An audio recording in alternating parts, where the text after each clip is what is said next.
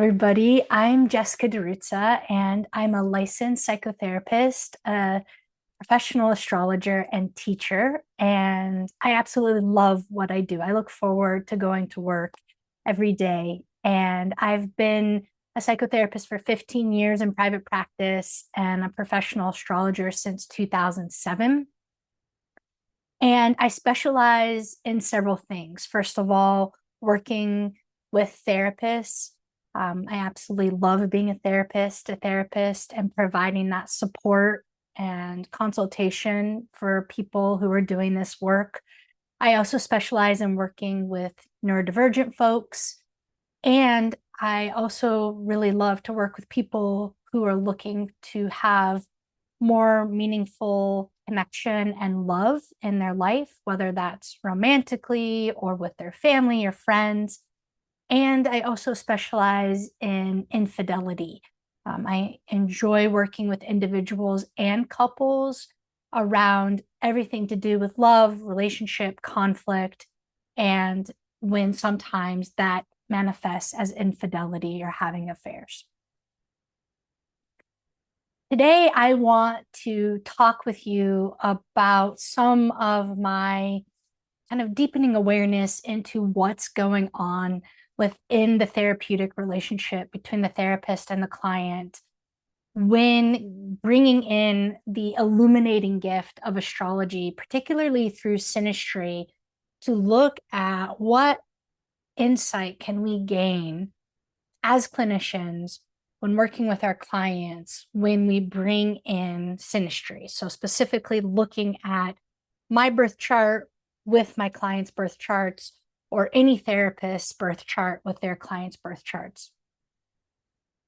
Synastry is just such an incredible guiding light or map around relational dynamics. It shows us the gifts and challenges. It shows us the karmic contracts. It shows us the places where we get triggered and activated. It shows us the places where we find things to maybe be a bit more easier or smooth. The places where we tend to get into conflict, and the places where, things feel kind of more celebratory or joyful. And this is something that I've been looking at since the beginning with my clients. And it's also something that I enjoy doing as a consultant and supervisor for other people who are doing this work, because I think it's such a powerful method and modality for bringing light into places where we tend to either not know, be unconscious, uncertain, or just looking for more clarity within this work. Let me be clear, being a psychotherapist is an incredibly courageous work. It is invigorating and exhilarating, but it's very edgy. And when we're showing up in this work with full presence and honesty, it's really powerful and healing, but it's also really intense. And sometimes, uncertain and even scary, because we're showing up with people in their most raw, vulnerable places. We never know what's going to show up in our practice day to day, moment to moment. And it's our job, or it's my job, the way that I see it, to be here and to be present and to be as supportive as I can be throughout the human experience. I work with people for long term, so I like to provide ongoing care throughout life through the different ebbs and flows or cycles of life. I tend to work with people on a weekly basis, at least once a week, up to several times a week. And I also enjoy working with people for years at a time. So, what I want to do is bring in some psychological concepts to how we can use the synastry to support us in the therapeutic relationship. So, one powerful thing that synastry can do for us, for anybody who's either a therapist, a coach, giving readings, is understanding the co-created or constellated intersubjective field between the two souls coming together, reflected in the archetypal dynamics seen in each individual birth chart and then put together through the synastry. in understanding what is co-created there in that intersubjective field, it's helpful to sometimes bring in the lens of transference and countertransference for us to get a better understanding of what we might be signing up for when we enter into a relationship with a client, and some of the themes that might come up when doing this work, and how we might experience it as the therapist, and how we can perhaps bring that experience and that awareness through our countertransference, which is just really good data around what's going on for that person and perhaps in their other relationships in their life, as a way for us to get to reenact those relational dynamics in a way that can be more empowering and beneficial for our clients. So I want to begin by just defining a few things that can really kind of orient how we're going to be talking about psychodynamic psychotherapy with the gift of astrology, specifically through synastry. So because relationships are not simply two birth charts interacting, they are living psychological fields. And when two people come together, something larger than either individual begins to emerge. And today I want to explore through the lens of psychodynamics, transference, countertransference, and the intersubjective field, essentially what's happening from a depth psychological perspective. So psychodynamics is the study of unconscious motivations, relational patterns, attachment wounds, defenses, projections, and internalized relationships that shape our experience within our full awareness. So a psychodynamic perspective asks something like, what unconscious forces are influencing this relationship? So rather than what is happening, psychodynamics asks, why is this happening? And what deeper pattern is being activated within the relationship between the therapist and the client, usually as a template or a microcosm of perhaps what that person is experiencing in their life out in the world. So one of the most important shifts in contemporary psychotherapy is moving away from seeing psychology as entirely contained within the individual, that psyche is not just within us, but that we live within psyche, and that psyche is also something that we, when we enter into intimate relationships, share through a co-created intersubjective field. So we recognize that human beings are fundamentally relational, that we become ourselves through relationship, that we suffer through relationship, we heal through relationship. And this leads us to the concept of the intersubjective field. So the intersubjective field refers to the shared psychological space that emerges between two people. It's not solely your psychology nor my psychology, but it's the psychology that arises between us. And this field includes conscious experience, unconscious communication, projections, emotional resonance, archetypal activation. So in other words, that something is happening between us that neither of us created alone.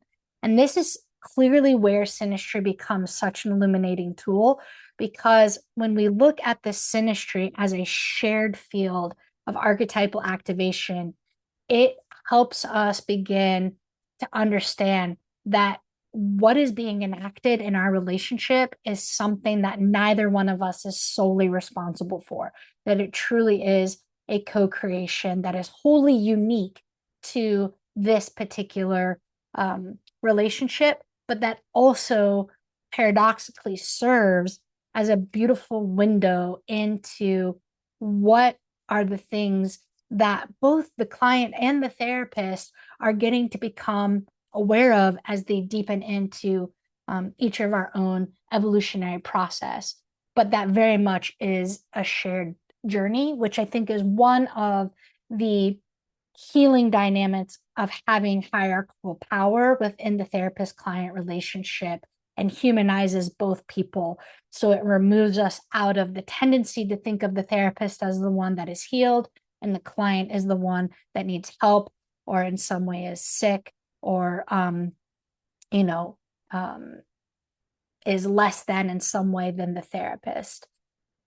So this is where it's helpful to understand transference and countertransference. So transference occurs when we unconsciously experience another person through the lens of earlier relationships.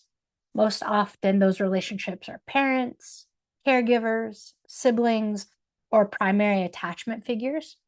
A therapist may become a mother, a father, an abandoning figure, the idealized rescuer, and without consciously intending to. So, what happens is there's often an enactment between the therapist and the client of these certain roles that come out of the countertransference. And I'm sorry, out of the transference. And this is when countertransference becomes in, which is the therapist's emotional and psychological response to the client. Historically, it was viewed as the therapist's interference, that somehow we weren't supposed to be having these emotional reactions through thoughts, feelings, reverie, memory, or even bodily response. But today we very much understand it differently, especially in depth psychotherapy, which is countertransference often contains valuable information or data about the client, the relationship, and the field itself, and that the therapist's reactions become really important data when we're able to depersonalize what is coming up in our countertransference to the client, but also depersonalize the client's transference onto us. At our best, we're able to both experience it and then also witness it and look at it and be very curious about, again, why it might be happening. So here's where we bring in the astrology.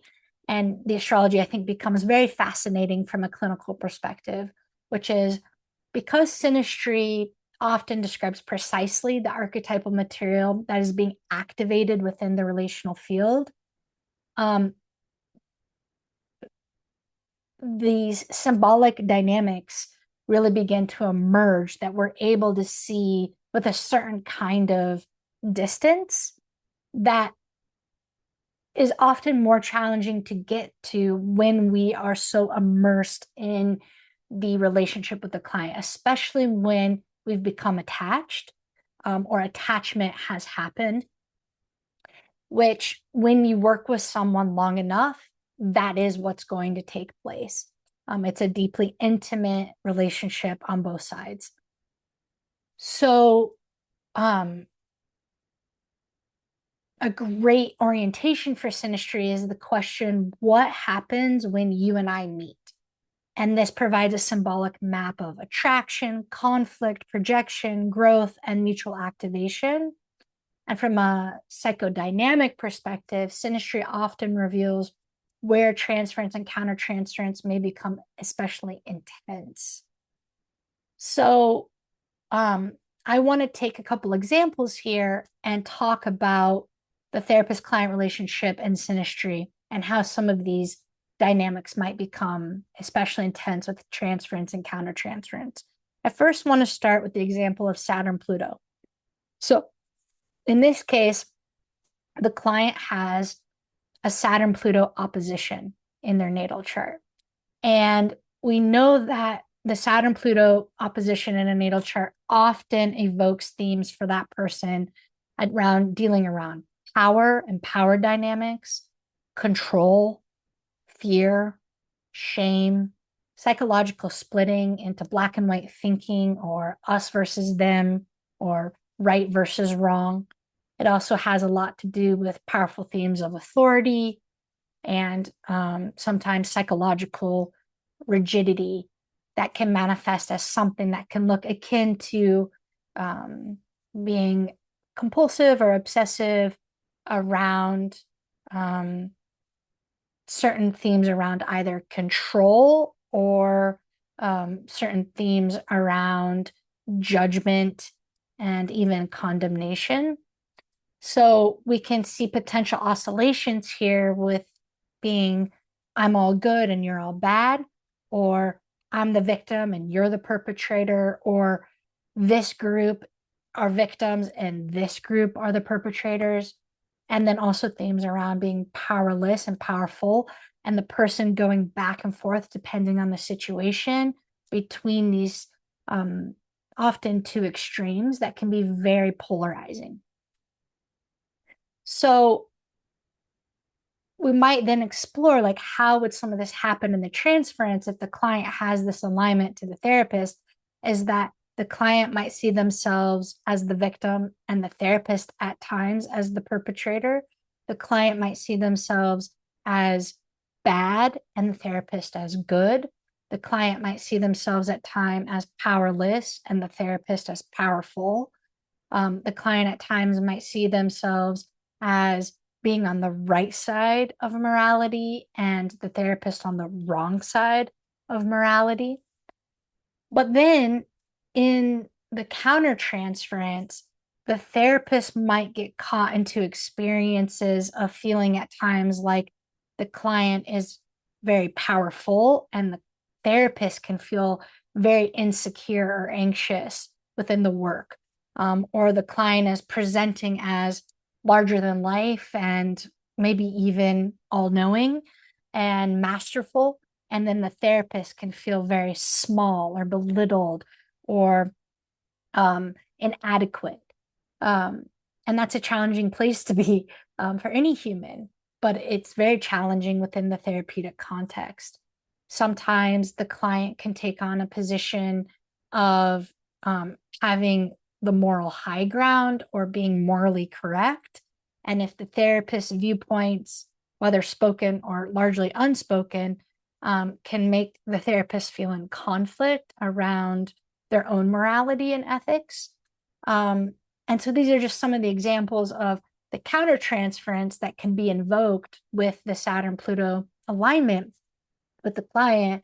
And the therapist can go into a place of fear, anxiety, shame, but equally so, it can be reversed, and the client can go into a place of fear and anxiety and shame, and the therapist can take on the position of power and being right or knowing.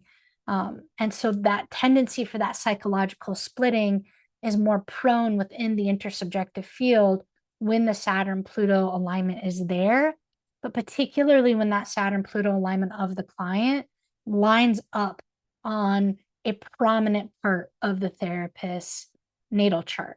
So if the Saturn-Pluto is on the therapist's angles of the chart, the ascendant, descendant, or the midheaven IC, this is going to be a more pronounced dynamic and a more intensified experience of the transference and the countertransference. Or if the Saturn Pluto's on the therapist's sun or moon, and each of those placements will give different flavors of how the therapist experiences that alignment.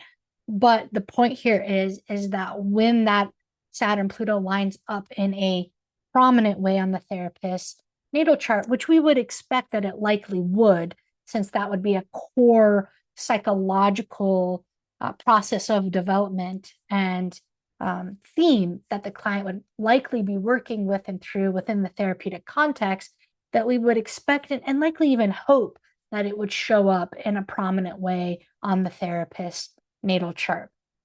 So the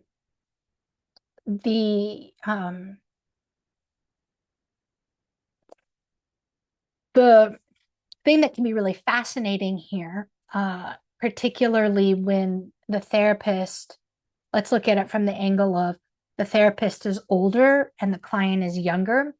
This means that the client's natal chart was once the therapist's personal transits. So if you go back in time to the year that the client was born and you look and understand and remember what was going on for you at that time in your life as the therapist, oftentimes those archetypal dynamics constituting the client's personality may correspond to the therapist periods of their own developmental history, and that therefore the relationship can awaken memories, emotions, unfinished developmental tasks, and attachment experiences. And that means that the client not solely becomes the person, But part of what's constellated in the intersubjective field is the therapist is encountering a developmental time in their life that maybe perhaps is needing some tending to in the revisiting of what was going on at that time. So if, for example, at that time, the therapist was encountering certain Saturn Pluto themes, which they were because they were going through Saturn Pluto transits on their chart, that means that we would probably see themes around power, sex, sexuality, authority, control, sovereignty, psychological splitting, maybe a period of going through a lot of darkness or shame, and like watching what themes that happened at your in that year for you as the therapist might then be coming up again within the relationship with the client. So if, let's say, that year the therapist had the experience of betrayal and abandonment, then perhaps those themes of betrayal and abandonment will then express or manifest themselves within the client's own life and their story, but also through the relational field between the client and the therapist. This really speaks to part of what's happening in psychodynamic psychotherapy is the same way that we understand it in parenting, that the age that your child is, when you're parenting, as a parent, you tend to revisit that age in your own biography and what was going on for you developmentally at the time. The same thing can happen with our clients, not just for the age they were, but the year that they were born if they were younger than us. The inverse can also be true. So if the client is older than the therapist, then the therapist's natal chart represents personal transits that the client had. And typically, what I experience in that situation is that the year that I was born ends up often being a pretty significant year in the client's history and development, and that I, in some way, represent or encapsulate that developmental time for them that they are for some reason wanting or needing to go back to in time to kind of work something through or bring more awareness to or develop in some way. So, a question I often ask myself is, what am I signing up to work through by entering this relationship with this particular client? Not merely what is this client bringing, and what is the field asking of me as the clinician? So it's staying with the Saturn Pluto, these themes of power, fear, sexuality, abandonment, authority, rupture and repair, and the responsibility that comes with that. The work isn't just about analyzing the client, it becomes about our conscious participation within these archetypal themes. And that's something that I love that astrology brings to psychotherapy, is this incredible archetypal mapping of what is being constellated or potentially constellated within the intersubjective field through the transference and countertransference. And this is usually pretty murky, messy stuff that we need quite a bit of consultation with our colleagues, to be able to get clarity around when working, especially with challenging cases in our practice. I want to give another example here, and that is oftentimes we see within the therapist and client synastry connection between the sun and the moon in either direction or both. And something that I've noticed, I'll give one example here, is when the therapist's sun is in major hard aspect to the client's moon, typically the therapist's sun provides pretty powerful illumination of the client's lunar life, meaning through the therapist's presence and awareness and witnessing and reflection, the sun provides bringing to the conscious light of day through awareness, through the mirroring and understanding and seeing the client, the illumination of everything lunar for them, their needs, their emotions, their feelings, their inner child, their inner landscape, their attachment needs, their attachment wounds, how the client needs to be nourished and nurtured, how the client experiences positive connection and negative connection, the quality of the attention through the relationship. And so it's a very tender synastry placement, but it's also very activating. And it has the potential to bring a lot of insight um, through the relationship between the two people. And sometimes that's experienced in a way that is beneficial to both people. And sometimes it can be challenging depending on the nature of the aspect, depending on the other planets that are involved, depending on where the therapist and the client are each at in their life and the conditions that are present and, the development that they've each experienced. But oftentimes it signifies that there's a lot of connection and material to be worked with. If there is that safety and that rapport and that connection that's needed there to go really deep within the therapeutic alliance. And I think that something that is just so human and real when we're doing this work as clinicians is on our side, in our humbling and humility, to remember that at the end of the day, we're two humans going on a journey together. And it's our role to be professional and to show up with as much awareness and integrity as possible, but also to remain human throughout the experience. And I think one thing that the astrology can help the therapist with in that regard, in looking at the intersubjective field, is that this is something that's being constellated between two souls. And if we take on the viewpoint that there are certain relationships, if not all, between the therapist and client when held in this sacred manner, that is meant to be, perhaps karmic, perhaps spiritual, or all of the above, depending on the relationship.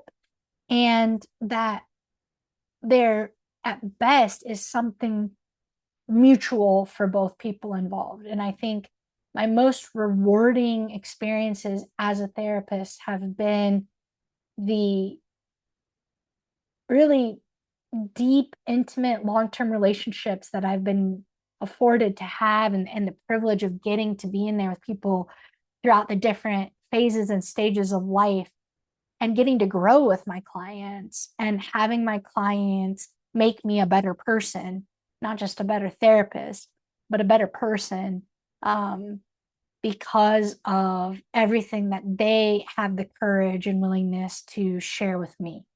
So I think the astrology is something that can be so incredibly beneficial within the field of psychology to help, for example, with one thing such as better understanding transference and countertransference and the intersubjective field in psychodynamic psychotherapy.